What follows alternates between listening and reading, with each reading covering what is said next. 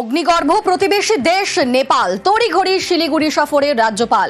পানি ট্যাঙ্কি সীমান্তে যাবেন সিভি আনন্দ বোস এবং তার একাধিক কর্মসূচি রয়েছে। ঠিক কখন তিনি যাবেন, আমাদের সঙ্গে সরাসরি রয়েছেন প্রতিনিধি বিশ্বজিৎ।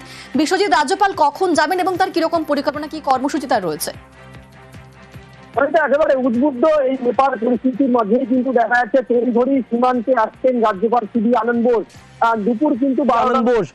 দুপুর কিন্তু 12টা নাগাদ তিনি কলকাতা থেকে উঠে একটায় বাগডোগরা বিমানবন্দরে নামবেন এবং তারপরে তিনি রানীডাঙ্গা এসএসবি ফ্রন্টিয়ারে সেখানে যাবেন।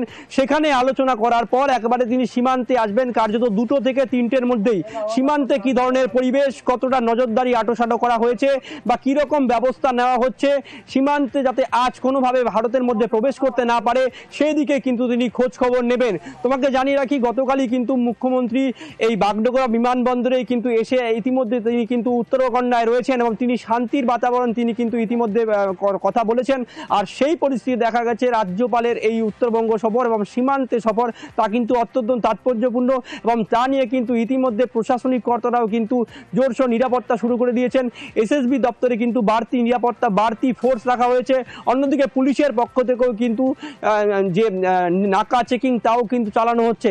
এক কথায় বলা চলে যে নেপালের বর্তমান পরিস্থিতিতে কোনোভাবে কিন্তু খামতি রাখছে না প্রশাসন।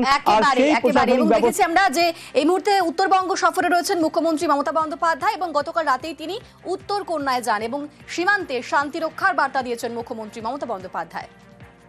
I cannot comment about the foreign countries. It's the government of India, they can utter something. I am not.